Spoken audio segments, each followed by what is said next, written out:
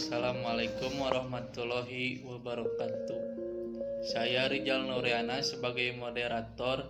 Di sini kami dari kelompok 11 akan mempresentasikan tentang konvensi naskah ilmiah yang membahas metodologi, hasil penelitian, pembahasan, dan penarikan simpulan.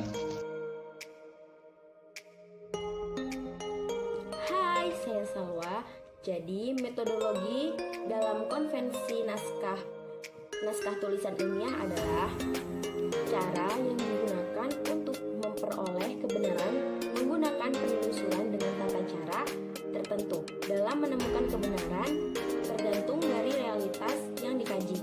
Jadi, dalam konvensi naskah tulisan ilmiah itu kita pasti mencari berita yang akan kita tulis atau semacam cerita atau penelitian yang akan kita cantumkan dalam tulisan naskah tulisan ilmiah tersebut.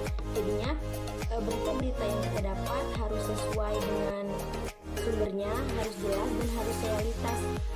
Jika bersumber dari Google, ditulis dari mana sumber tersebut. Tentang hasil penelitian.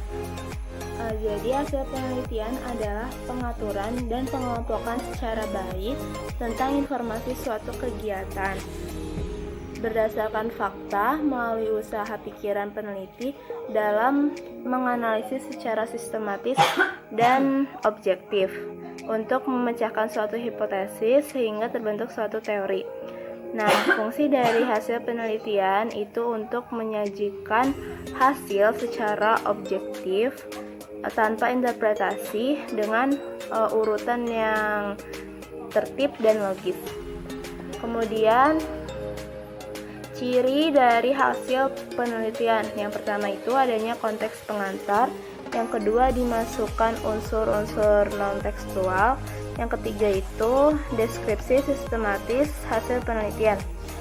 Kemudian untuk lebih spesifiknya itu pada bagian hasil itu dimulai dengan teks melaporkan hasil utama. Terus yang kedua itu merujuk ke angka atau tabel. Terus bagian penelitian itu meliputi satu, data yang disajikan dalam tabel, grafik, dan gambar atau lainnya.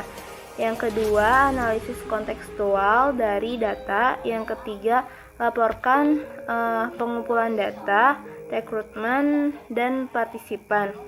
Keempat, data sesuai dengan pertanyaan penelitian utama. Yang kelima, itu temuan sekunder. Nah, untuk jenis dari hasil penelitian itu ada dua ya. Yang pertama, disajikan dengan sinopsis hasil yang diikuti dengan penjelasan. Dan penjelasan itu tentang temuan-temuan. Terus yang kedua itu presentasikan hasil, kemudian jelaskan, lalu akhiri dengan sinopsis secara keseluruhan. Nah, gitu. Nah, untuk langkah-langkah dalam membuat hasil penelitian itu, yang pertama, sesuaikan dengan pedoman atau instruksi yang disediakan oleh jurnal atau penerbit yang Anda tuju, dan bacalah makalah penelitian yang telah diterbitkan, terutama yang memiliki topik metode atau hasil yang serupa dengan penelitian Anda. Timbangkan hasil penelitian Anda sehubungan dengan persyaratan jurnal dan katalog. Langkah ketiga, rancang gambar dan tabel untuk menyajikan dan mengilustrasikan data Anda.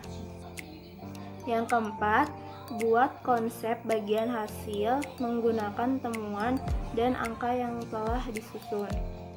Dan yang terakhir, tinjau konsep yang Anda buat, sunting dan revisi hingga melaporkan hasil persis seperti yang Anda inginkan untuk laporan.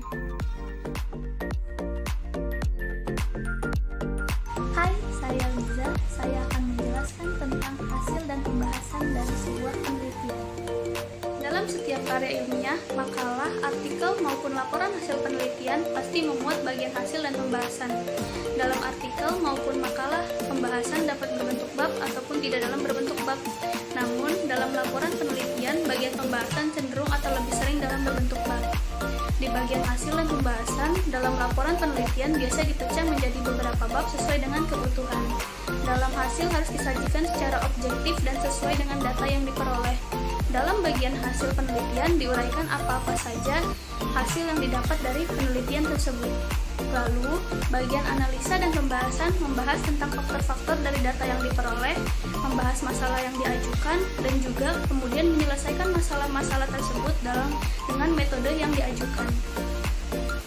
Hasil pembahasan dapat disajikan dalam bentuk uraian, tabel, maupun gambar. Data yang ditulis harus berupa data yang valid dan dapat diuji kebenarannya. Tabel dan gambar juga harus disertai nomor urut dan apabila diperlukan disertai keterangan tambahan. Assalamualaikum warahmatullahi wabarakatuh.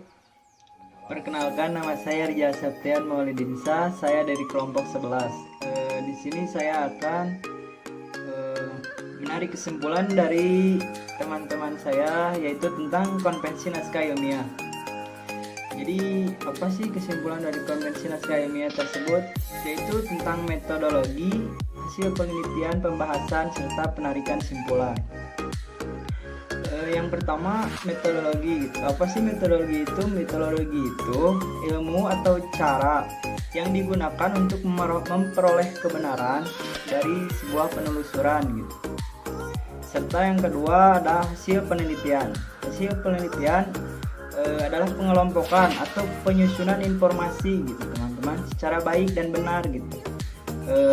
Hasil penelitian itu meliputi ciri-ciri, fungsi penelitian, dan juga jenis-jenis penelitian. Yang ketiga ada pembahasan. Pembahasan itu ialah karya ilmiah, artikel dan makalah, laporan hasil penelitian dapat memuat bagian dari hasil yang sudah didapat gitu. Jadi pembahasan itu menyatukan dari hasil penelitian tersebut gitu. Dan yang terakhir ada simpulan. Simpulan itu apa sih? Simpulan itu merupakan bagian akhir atau penutup dari karangan ilmiah. Jadi untuk apa sih kalau misalkan simpulan itu biasanya digunakan atau dibutuhkan gitu untuk orang-orang yang tidak memiliki banyak waktu gitu, atau mungkin waktu yang tidak memiliki banyak waktu untuk membaca semuanya gitu, mau itu makalah ataupun hasil penelitian itu. Jadi itu gunanya simpulan. Sekian dari kelompok kami. Mohon maaf apabila ada salah ucap atau kata. Semoga dapat bermanfaat bagi yang melihat dan mendengarkannya. Wassalamualaikum warahmatullahi wabarakatuh.